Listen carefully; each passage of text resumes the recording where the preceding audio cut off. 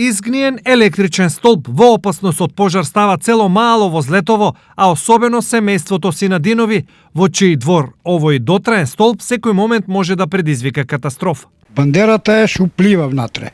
Трулова е. Ние ја бетонираме за одала да не падне, ќе ни направи пакос. Плюс тоа е у просторија, гледате ли. Пред е опасност. Еве, ја имам покушено пред 2 години. Нема да ви излажам. Да ја сечам. Жал ми беше што ја ќе идам у затвор, кидам, комшиите ќе изгорат, за да пресечам бандерата. Трулова е, ќе падне, ќе изгореме цело мало, не само ја, цело мало ќе изгореме. Многу е опасно, пошто имаме и струја на Тоџаков, ние сме со парно, можеме и малото да го запалеме. У голем страж живееме и можеме пакос да направиме, ем комшиите на комшиите, ем на нас. Али од тој им поголем пакос нема. Играчка нема со оѓе. Решение за проблемот овдешните жители барале неколку пати и во Пробиштип и во Кочани, но опасноста се уште демне над нивните куќи. Бараме да дојдат да го решат проблемот. Страшна е работата. Една неа мажо иде 3 пути барање под Насау Кочани, да дојдат бандерата да странат.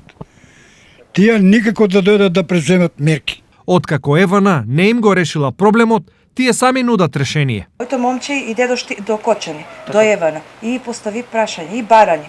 Рече, доколку можете вие да дојдете, ја ќе си ја ископам дупката за бандерата и ви давам од мене 100 евра, само да останете бандерат. И тоа они не го прифрлаа.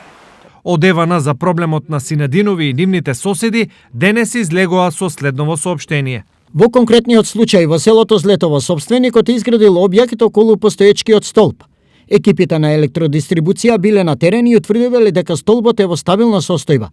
Секако било каква санација на истиот е невозможена поради фактот дека околу него е изградена настрешница.